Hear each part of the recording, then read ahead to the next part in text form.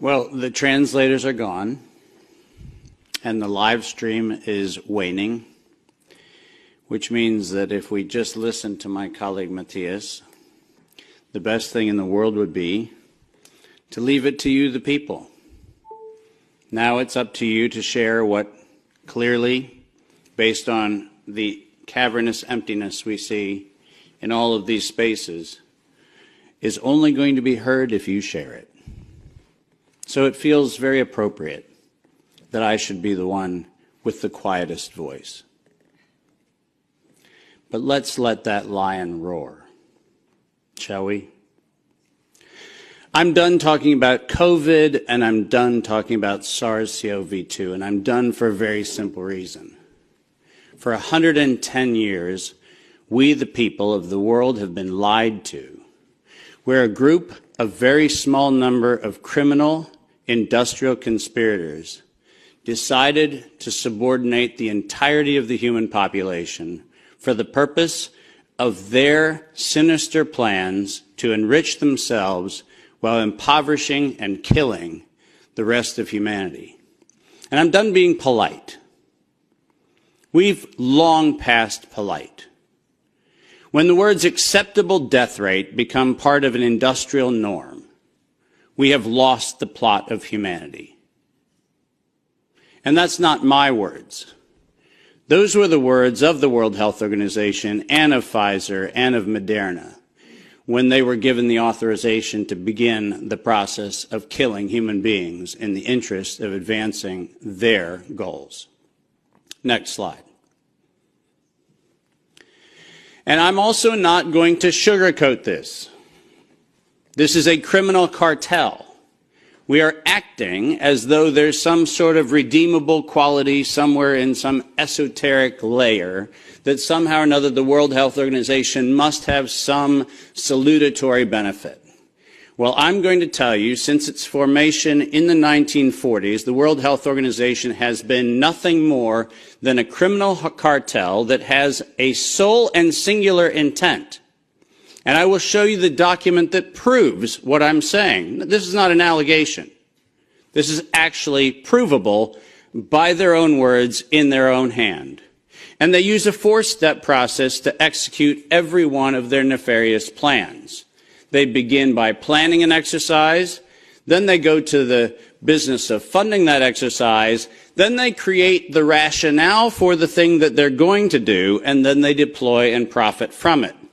And in violation of 15 U.S. Code Section 19, which for those of you listening, coincidentally started with the Clayton Act in the same year that the World Health Organization in the United States, 1913, the same year the World Health Organization's progenitors also started. So I find it fascinating that we passed the Clayton Act in 1913 and we set in motion 110 years ago the criminal conspiracy which we now call the World Health Organization. 110 years later. And in violation of TIFU, or TEFU, I don't even know how to say it, the TFEU, the treaty allegedly for the functioning of the European Union, which I think needs to now be called the Treaty for the Dysfunctional European Cabal, Article 101 unambiguously lays out the conditions that this was never a public health anything. It was racketeering for the purpose of instilling terror to adapt the behavior of a population. Period. That's what it was. That's what it always was. And we can come up with every theoretical argument we want to make about things, but the problem, even with the theory that we had an outbreak of something, is falsifiable for the data from Zurich that shows us that in the year of the death pandemic of the globe, life insurance companies paid $30 billion less in claims. Now, if there's a medical professional or a social professional or anybody else who wants to debate that we could develop a virus cunningly that could find out your bank account, your insurance policy statements, and whether you're paid up on your premiums, that's a big ask. It turns out that the data is unambiguous. We did not have a pandemic. We had genocide. And we need to call it what it is. Next slide. When I say we planned it, let's make sure we understand exactly the not-so-fine print of the fine print. And I want to call your attention first to the right-hand column of this slide. This is the 2011 data that the World Health Organization, the Wellcome Trust, PATH, and the Gates Foundation did on their wonderful worldwide program for a malaria vaccine for children under the age of 6 months of age. And in their clinical trial, it's helpful to point out that they murdered 66 children in the vaccine group, and then cunningly used the term control for a control group in which they murdered 28 children. Now, the reason I said murdered, and the reason why I use that term, is because it's exactly what it was. Because it turns out that this control group was not a saline injection. It was not some sort of innocuous, innocent thing. It was actually a cocktail of other known pathogenic disease-carrying injections. The control group was known to kill people, and the experimental control group was actually theoretically maybe going to kill people. And what we did was we actually went ahead and murdered them all. And cunningly, under Article 5, Section 13, which I've put on this slide, I want you to understand why I said, at its formation in 1947, when the WHO was funded and founded, it was funded and founded by people intent to commit a crime because of their own language. Section 13 of Article 5 ends with the following statement: immunity from personal arrest or detention, blah, blah, blah, immunity from legal process of every kind. Now, if you didn't intend to commit a crime, why would you need to give yourself permanent and absolute immunity from every form of prosecution, and it's worse, even investigation for prosecution of every kind? People sit there and pretend, well, that's like diplomatic immunity. Do you realize this isn't even meeting the standard of diplomatic immunity?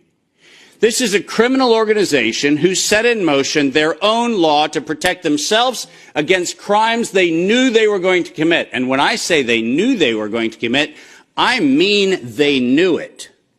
Because their first Director General, none other than Dr. René Sand, who happened to be in the hospitality of the Germans in Dachau in 1940 earlier, in 1947, mysteriously, with the largesse of the Rockefeller Foundation, was nominated to become the first Director General of the WHO.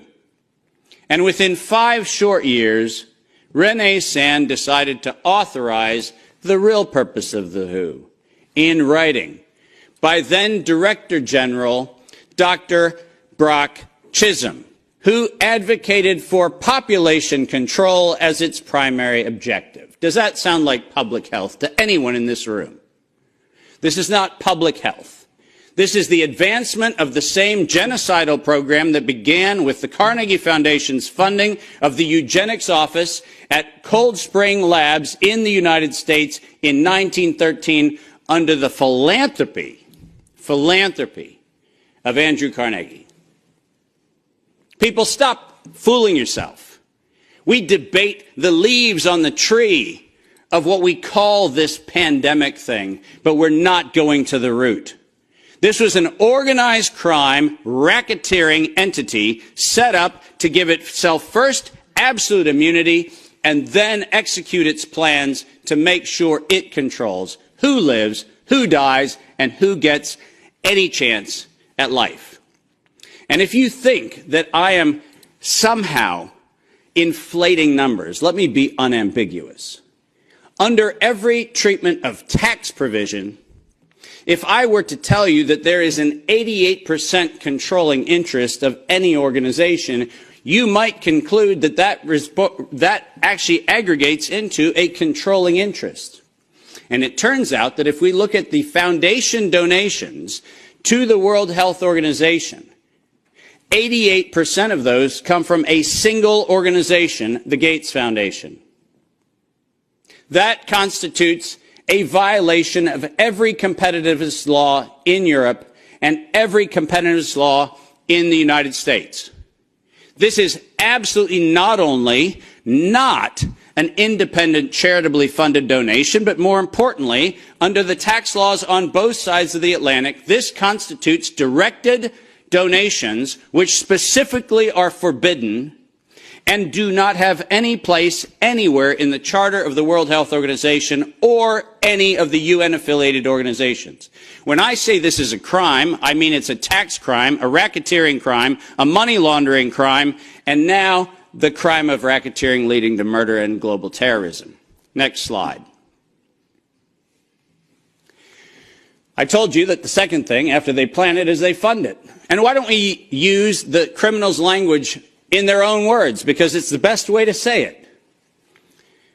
When they actually planned the release of the use of a biologically modified chimera associated with the model derived from coronavirus, they actually said the following: to sustain the funding base beyond the crisis, we need to increase the public understanding for the needful medical countermeasures such as a pan-influenza or pan-coronavirus vaccine.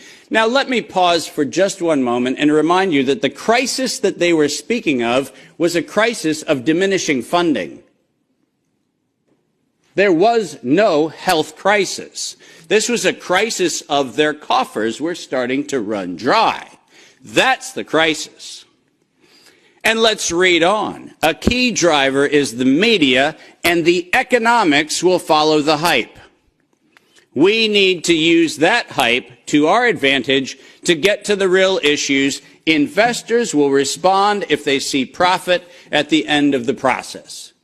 That is officially the statement made by the conspiratorial cabal that by that time was the decade of vaccines put in motion in 2011 by the Global Preparedness Monitoring Board of the World Health Organization, and it was the funding base for Peter Daszak's partnership with the chimeric production of pathogens both in North Carolina and in Wuhan. So don't tell me that we have to do an investigation into where this came from. The criminals have admitted to it in their own words. Next slide. And now we get the fun one that no one in Congress is willing to address, which is the elephant in the room. On October the 21st, 2014, despite the multiple conversations between Senator Rand Paul and Anthony Fauci, where we've been told that Rand Paul has done everything he can to put Fauci on the ropes, he has had in his possession the letter that you see on the left. And it is the letter, conveniently on NIAID letterhead, sent to the University of North Carolina, Chapel Hill, which unambiguously states that during the gain-of-function moratorium, which, by the way, if we use the word moratorium, feels like that means you're supposed to stop. Why don't we go ahead and look at two pieces of this letter? First, the second bullet under Project 1, which, by the way, was not part of the original grant. This was to look at the novel functions of the virus pathogenesis in vivo. You know what that means? In living systems. The grant was supposed to be clinical simulations and models, but this grant was modified with this letter to say we were going to authorize gain-of-function research during the moratorium in living systems. And then we love the last paragraph of this letter, which conveniently says, as your grant is currently funded, this pause is voluntary. How many times have you met a voluntary moratorium? And the best part about it is that if we look at the very last line, or continue to conduct the applicable gain-of-function research until the end of the currently active budget period. But here comes the problem. You know who is supplying the budget? An indefinite term, unlimited amount contract from DARPA and from NIH. Isn't it convenient to have a perpetually funded project that needs to stop when the money runs out, when you find out that there is no point where the money runs out because there is no end to the thing that has no end? And lest you think that I'm making an allegation, which I'm not, I'm making an accusation. Let's be clear. And there's a big difference. I'm not alleging anything. They actually went to the trouble of telling us that it was going to be the Wuhan virus that was going to get us. As you see on the right-hand side of the screen, published in 2016, March 14th of 2016, the SARS-like Wuhan Institute of Virology Virus 1, and I quote, is poised for human emergence. Does that sound like we're just surprised that something in Wuhan went a little haywire in December of 2019? Or does it feel like we were told, look at Wuhan, and look at coronavirus, and look at what we've been doing to manipulate coronavirus in Wuhan and the University of North Carolina, Chapel Hill, and lo and behold, we're going to go ahead and tell you that we're ready to release it in 2016. Next slide. We're almost done. And then they created it. Now, all of you know that I am criticized globally for my use of the term biological warfare. I do that because I am credentialed to do that. I happen to be, for the United States government, in the early part of the 2000s and the latter part of the 90s, a person who was sent around the world to look at the proliferation of biological and chemical weapons. I'm acutely familiar with the definition of what a biological warfare agent is in the 18 U.S. Code, the criminal code of violations of biological and chemical weapons. And so my assessment is, in fact, professional and right. And the reason for that is I'm the one credentialed to make that determination for the United States government for many years. That's why I say it. But let's pretend for the moment that I'm just a nut job. Maybe I don't know what I'm talking about. So why don't we look at what the criminals said themselves, shall we?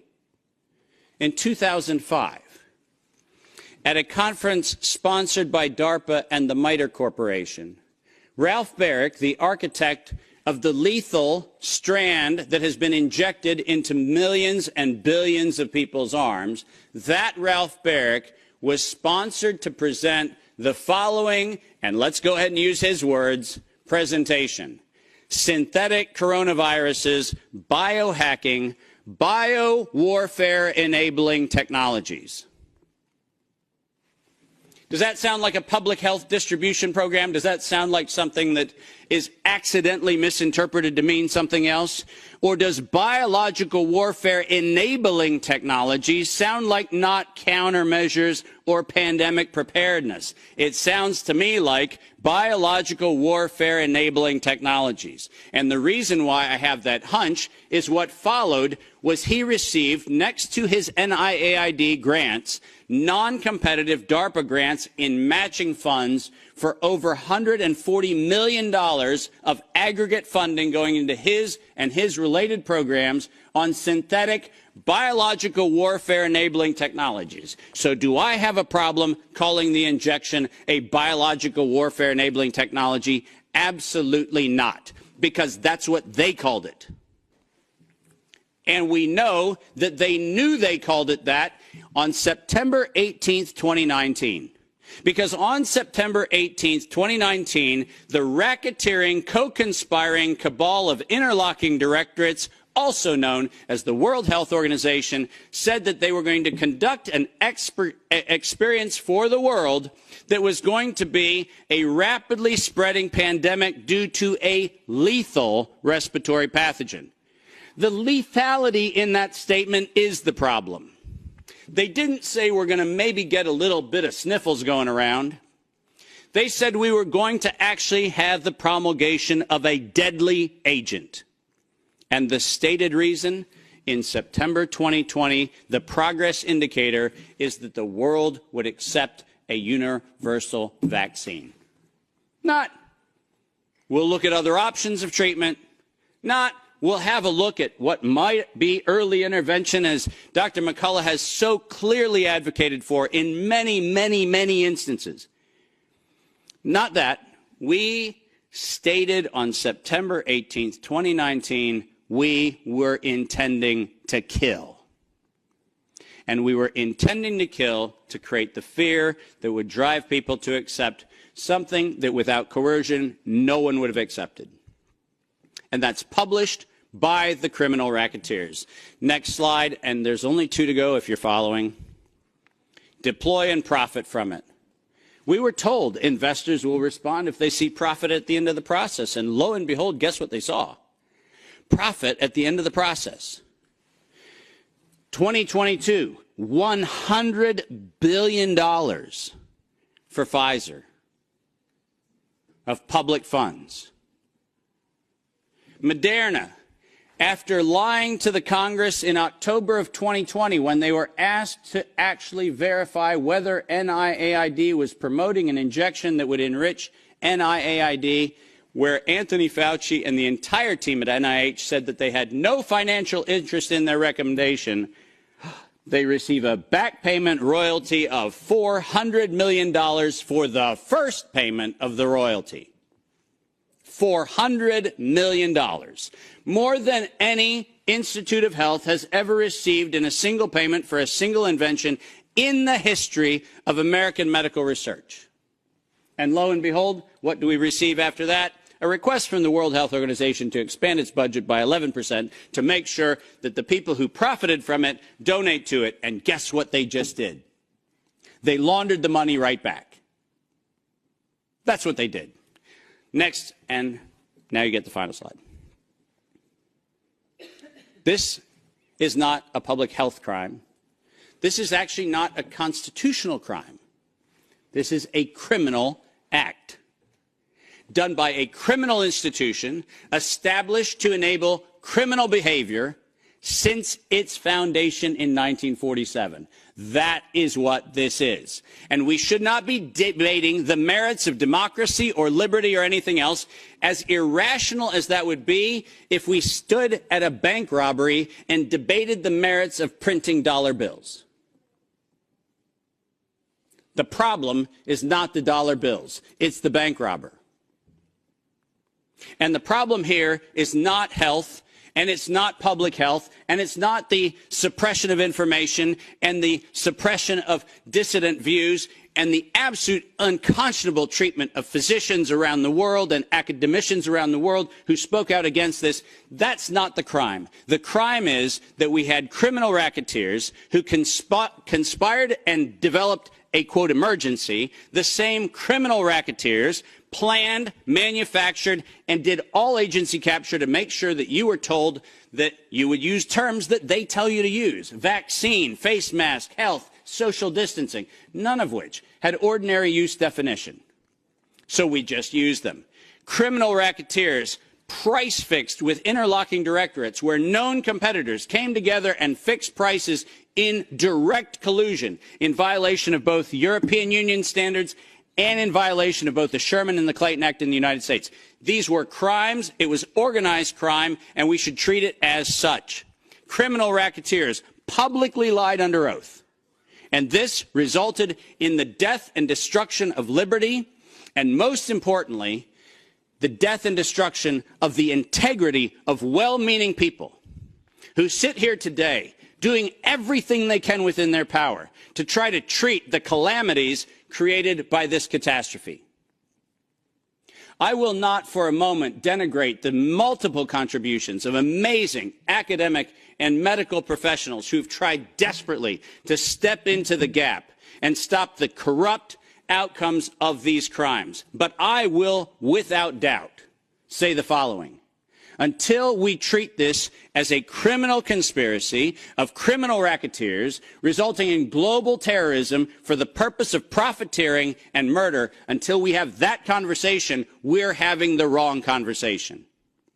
Because we are not here to debate the merits of a modified agreement for a criminal racketeering organization. We are here to end the criminal organization itself. This is my call to every single person on this planet.